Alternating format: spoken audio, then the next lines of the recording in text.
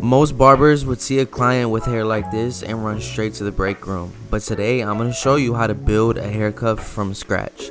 So we're going to start off by dampening our client's hair with water, and this is just going to prepare it for our scissor work and our sectioning. And you want to make sure to get the hair saturated as possible. This is going to make it really easy to get through this. And now we're going to go from his recession area to his crown. And we're just going to separate the sides from the top. This is going to make it a lot more manageable to attack. And now for his left side, we're going to go from the crown to his corner. And as you can see, I don't have to force the hair to split. It kind of naturally falls how it wants. And now we're going to pin up the top with our comb and our clip and attack the sides.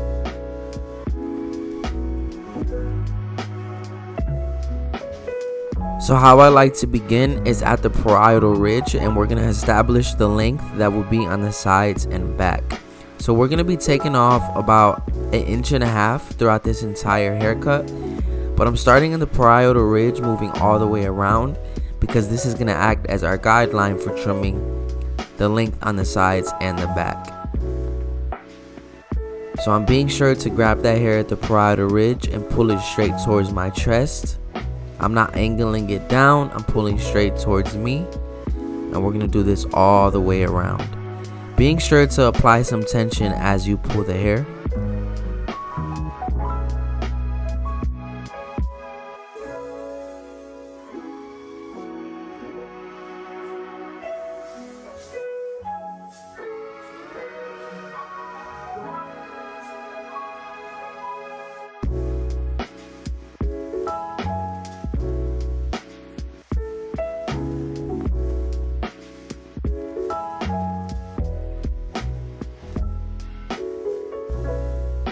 And you'll notice after this part right here, as we get closer to the area that is going to be tapered, it's naturally going to be shorter because it was cut shorter last time. And now we're going to begin the trim on the sides and back. And we're going to be taking diagonal sections using that guideline that we created along the parietal ridge as our, reference point or our guideline. So we're doing that all the way towards the back of the head. As you can see, we're pulling the hair straight out and towards the top of my finger. You're going to see that length, and we'll even out everything to that.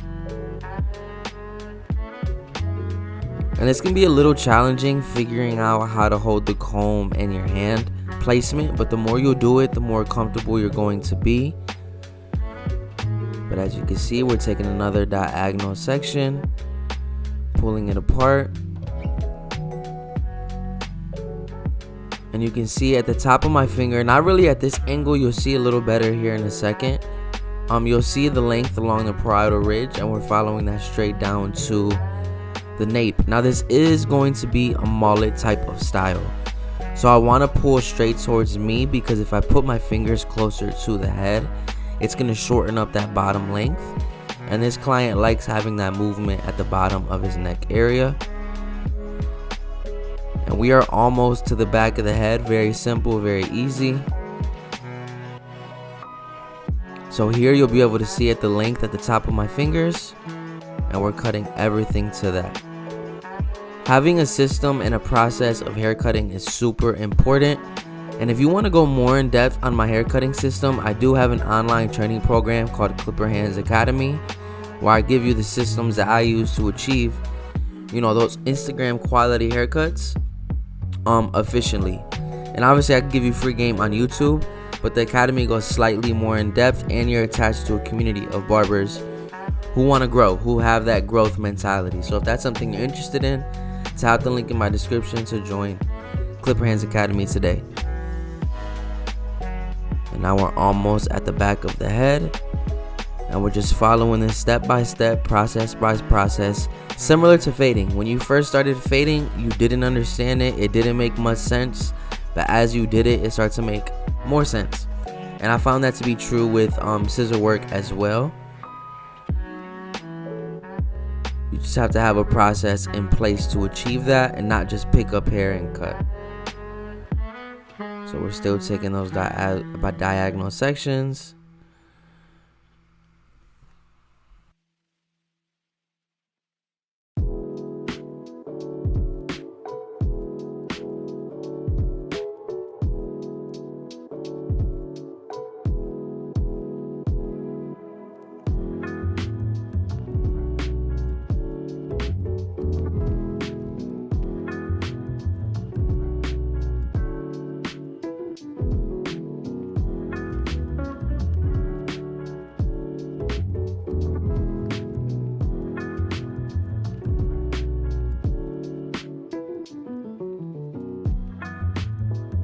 Now for me, I always find the left side of the head to be a little more difficult to do this, but I'm going to show you how I attack it. Now if you're left-handed, this side might actually be easier, but I'm right-handed, so the right side is easier. But you can see how clean that section is that I created with my comb. And I'm going to pull the hair towards me, and at the top of the inside of my finger is the length we are going to match, and we're going to cut that straight across. As you can see, there's no guesswork. I'm not just cutting and hoping it's going to come out nice. This is very systematized and process oriented.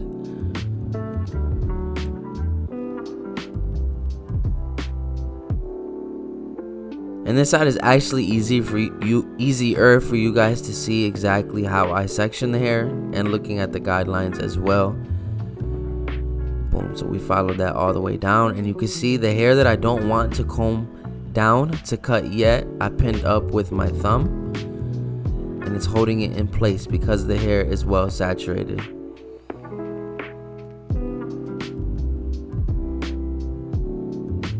So boom, we pulled it, and there's our reference point or our guideline, and we're just gonna cut.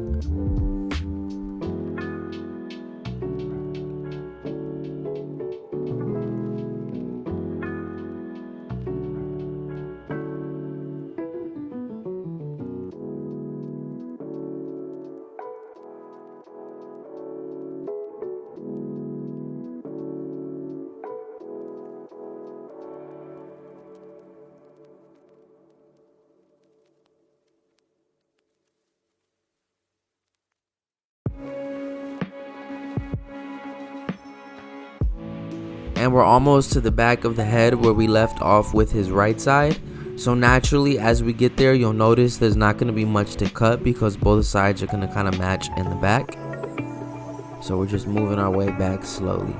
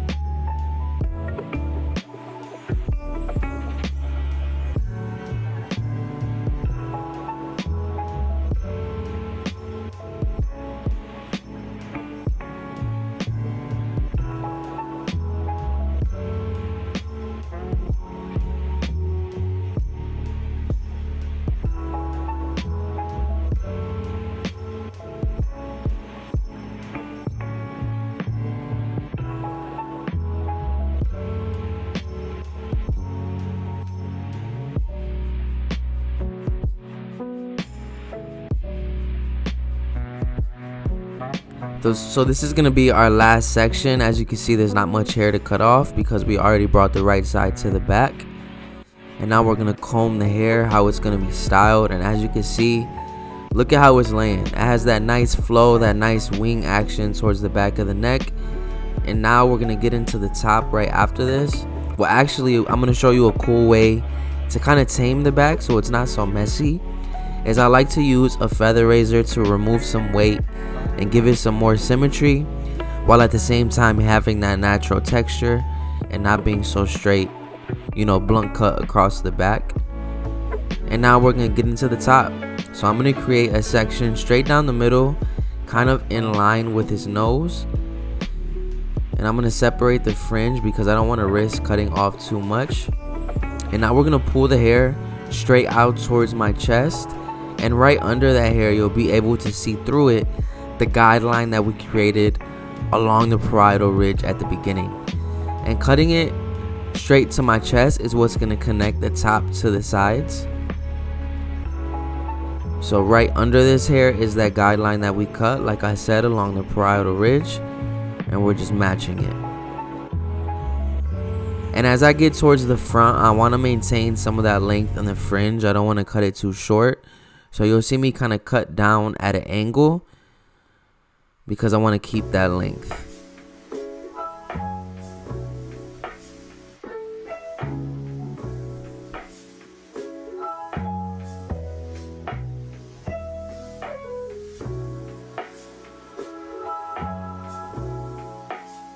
And now I'm doing the same thing on this left side, separating the fringe for now and connecting the sides, or the top to the sides.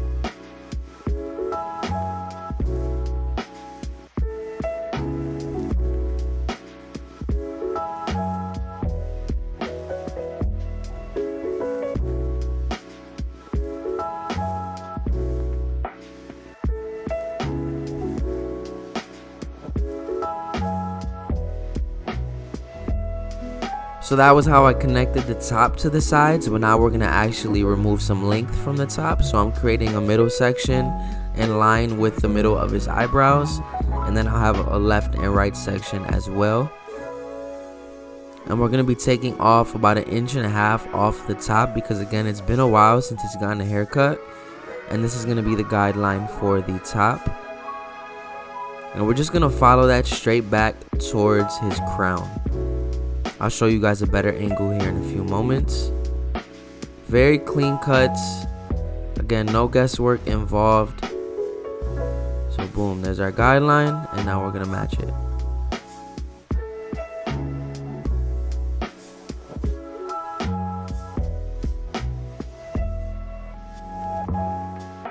And you'll see as I get towards the back, I'm keeping it square. I'm not angling it down in like a triangle shape.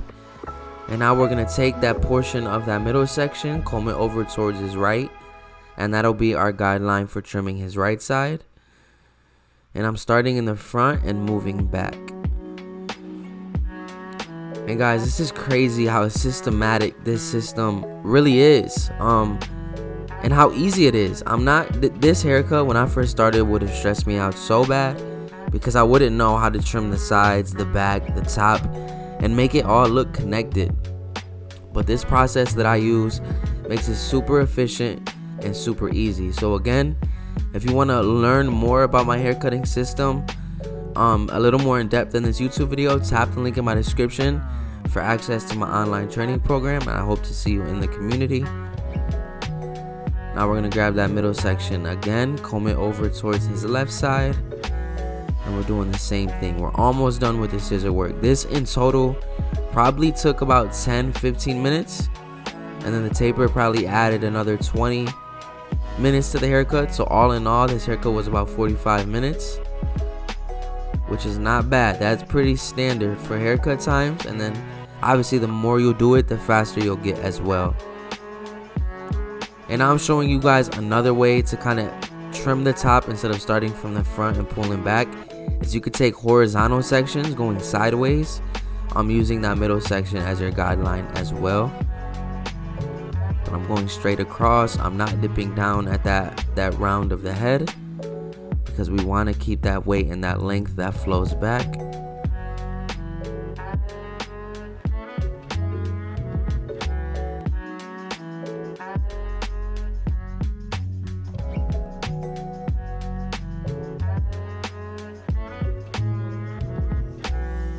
And now here we're right at the front of the head, so I'm pulling straight up, and this is gonna pretty much finish up our trim.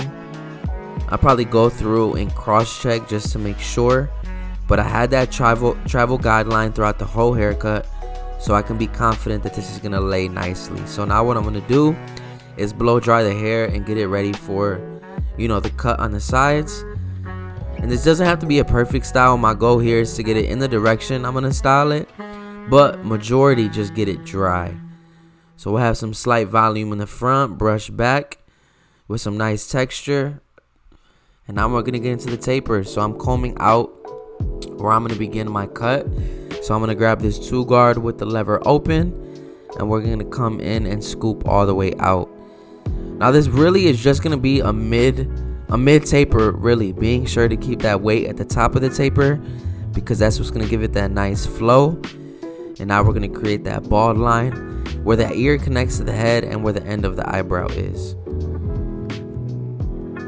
Very easy, very simple, and most barbers could attack it. If my client would have walked in with the hair styled like this, already cut on top, they would have had no problem doing the taper, you know. But if you can do the trim and the taper, it's over with. You separate yourself from majority of barbers. And this is the easy part. We knocked the hard part out of the way, which was the trim. And that's why I enjoy doing the scissor work first, because if you do it right and you do it in a good amount of time frame, now you know exactly what you're blending into. You don't have to do the taper and hope it blends into all this length. If you trim the top, style it how it's going to be styled, blending into it is a piece of cake, because that's what we do every single day. Now we're going to grab that one guard above the lever open, and we're going up about 1/4 inch every time we establish a guideline, really flicking out towards the top of the taper, because again, we don't want to risk taking off more hair than needed. And now, as you can see, I'm using the corner of that 1.5 open to kind of flick into that length. And the shape of this taper is really coming together here. And now we're going to drop down to our half guard with the lever open, and we'll close that as needed to get rid of that line in the middle.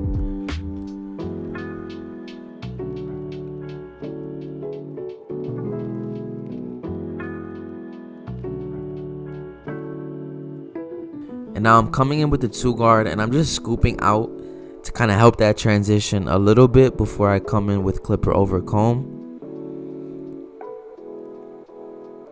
And now we're going to come in with our comb and flick out or flare out slightly. And I have the lever open on my clipper to blend into that length.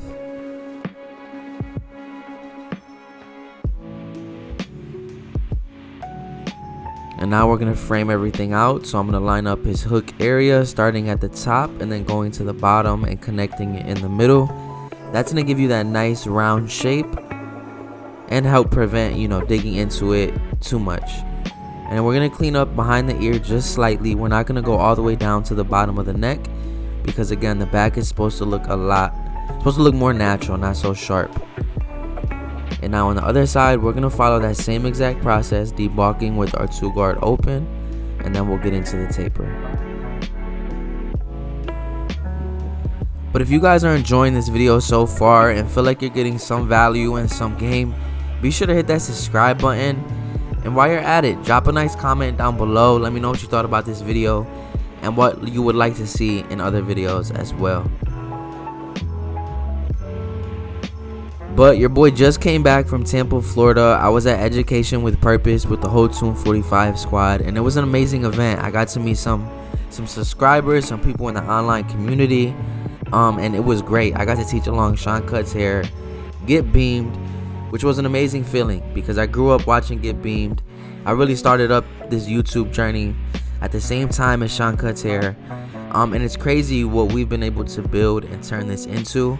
So being able to cut hair alongside them and teach was an amazing feeling. So if you were at Education with Purpose, be sure to drop a comment down below.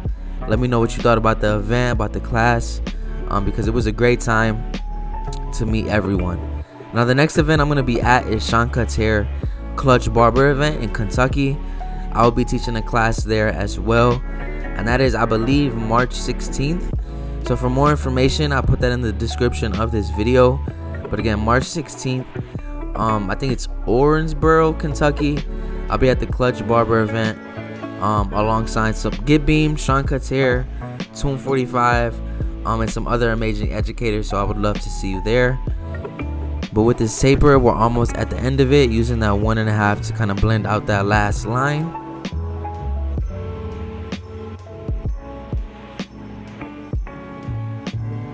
And we're just cleaning up the top of that taper with some clipper over comb. As you can see, it has that nice flow going back, so I don't want to risk cutting any of that off. Now we're going to frame out the taper starting at the top of the hook, and then we'll go to the bottom and connect those in the middle. And as you can see, we got that nice arched shape, as people like to say.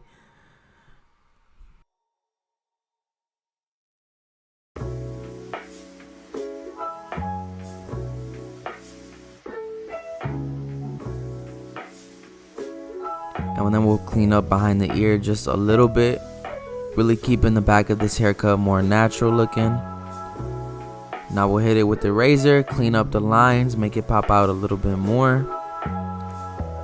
And now we're going to get into the style. So I'm using my Tune 45 indestructible clay, and I'm going to start applying product in the back and then work my way forward, because the back usually needs more product than the front does. So you see it brings out the nice texture. It's falling nicely with that taper. But fam, my man came in like Justin Bieber, left looking like he's going to the gala. Y'all, if this video helped you in any way, shape, or form, make sure you hit that like and subscribe button. And again, if you want to go more in depth, join my online training program, link in the description. I'll see y'all next time. Peace.